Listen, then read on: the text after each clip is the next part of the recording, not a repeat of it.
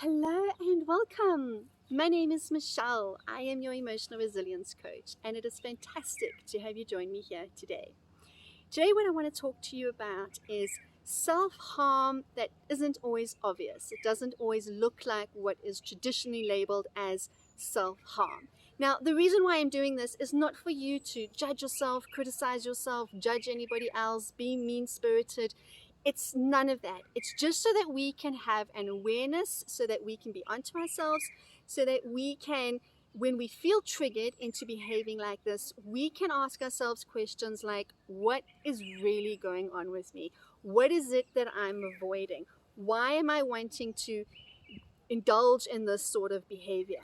All right. Please don't forget to hit like, subscribe, the notifications button, and of course, please always do share, share, share.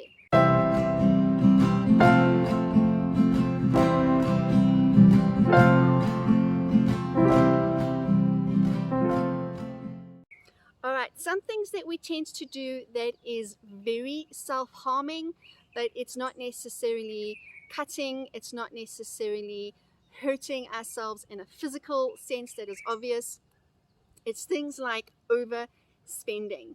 All right, that is a big one. We spend money that we don't have, and we go off and we spend money because we just feel better momentarily. We get that dopamine hit, and so for those few minutes, we feel good, we feel okay, we have a little bit of a high.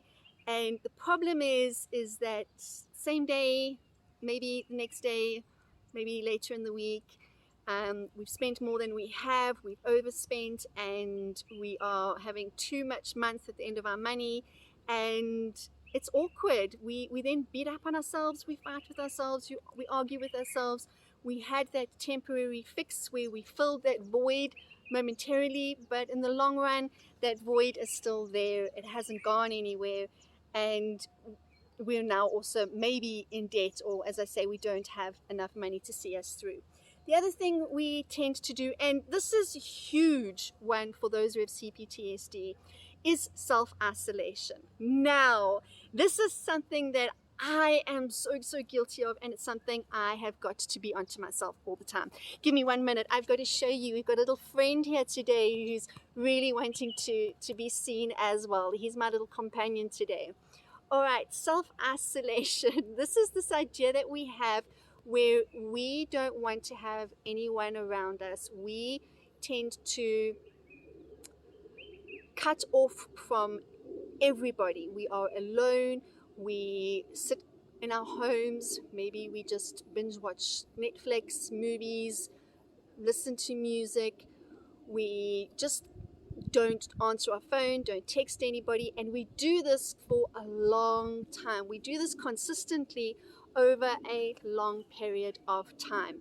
We basically feel that if we do put ourselves out there, that we're going to put ourselves in a position of vulnerability, that we're going to hurt, that we're going to experience pain. Maybe we feel we're going to disappoint people because we're not in a happy-go-lucky mind frame.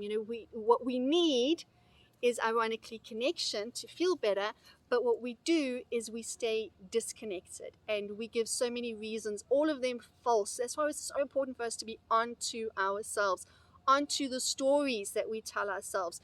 I'm too much of a burden, people are too busy, people aren't going to understand, I'm just feeling really sore and awkward and vulnerable. And I'm not saying never be alone. I'm not saying never take time out for yourself. I'm saying when it becomes extreme, when it becomes a long period of time, just be onto yourself. I have a dear friend who asked me, we've just gone through winter, and she asked me in the middle of winter, she said to me, do you have the seasonal blues? And I asked her what she meant by that, and she said, well, you're just a lot more quiet during winter. And so I have to really be onto myself during winter. Am I doing self-care and recharging, or am I isolating myself from everybody and not having anything to do with anybody? What is my intention? What is my why? Is it reasonable, or is it a false story that my ego is feeding me, trying to justify my actions when really there's no reason for it? If we are feeling disconnected, reach out to somebody that you can trust, somebody that you love, somebody who really wants to hear from you, And so just waiting because they don't want to maybe step on toes or upset you or something. Just be honest yourself with self-isolation. The other thing that is very, very common in today's day is casual sex. And the problem with casual sex is so many people that I've spoken to who are in these relationships of casual sex, they feel that maybe it's in the beginning it's fun and they feel that it's okay, but more often than not, people get tired of it because they feel like there is still an emptiness inside them, and that the casual sex leaves them doubting themselves, doubting their value, doubting their worth. It's not something necessarily that they've always enjoyed, and it's something that again makes them feel like, why did I do this? What was I looking for? A lot of people say that what they want is to just be held, or to just be noticed, or to just be accepted, or to just be approved of, right? Sex is used for so many different reasons. Ask yourself, why am I doing this? What is the reason? Is there a wound, a pain, something that I'm trying to avoid, cover, fill, and I'm hoping that sex is going to do this for me. This is a good thing to sit with. The other thing is we either eat too much or we eat too little. And this looks like either trying to discipline ourselves and in some ways punish ourselves, or we overindulge and we just try and comfort ourselves. Both extremes, obviously very unhealthy, and leaves us again not feeling like that void has really been filled. We either have guilt over overeating, or we have guilt over undereating, and again it leads to just shaming ourselves, judging ourselves, beating up on ourselves, and it's not conducive to having a healthy relationship with ourselves.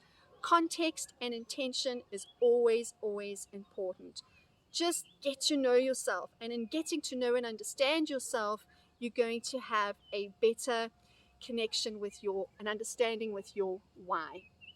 And last but not least, this is a codependence nightmare, and that is giving too much of yourselves. We kind of feel that if we're going to sacrifice and just give, do, that it's going to be fantastic and amazing, and we're going to feel better doing it. We're going to fill up doing it. You know, in a lot of faiths, there's service, and I'm not bashing service. Service is amazing, but what we tend to do is we tend to overexert ourselves in service, thinking that this is going to make me feel better, and then sometimes we don't feel better, and we are, well, I must be doing it wrong, I must be understanding something wrong, and we try again and we give more of our time, or we give to a point where it hurts, and then we are spinning. And just have your boundaries.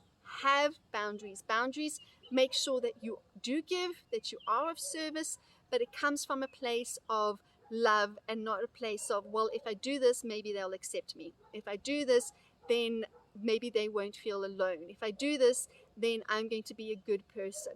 You know, really get clear again on your whys behind the things that you do. It could be late at night, you've got work tomorrow, you've got young kids, sitting on the phone all night with a friend who's not going through a great time. You can maybe do it once, you can maybe do it twice, but you can't do it consistently without hitting burnout. You're going to need boundaries around something like that. You can say, you know, I'm going to phone you in the morning, or I'm going to phone you at lunchtime, or whatever, something that is reasonable, something where you can still be there for the person, but you're not burning the candle at both ends. That's just an example. Things like giving people money so that they can pay their bills, but then you're not sure how you're going to pay your bills. Again, you need boundaries around that, because that's just now going to add stress and anxiety to you, your position. And again, it's not about not serving, not helping, not loving, not being there for people, but we've got to have boundaries around these things so as to prevent resentment, burnout, angst, anxiety, and even depression. I hope that this helps. Please do hit like, subscribe, the notifications button. Come on over to Emotional Resilience Coach page on Instagram. Say hey to me there. Leave me a DM if there are any questions you want any clarity on. As always, go for it. Have a fantastic day and stay blessed.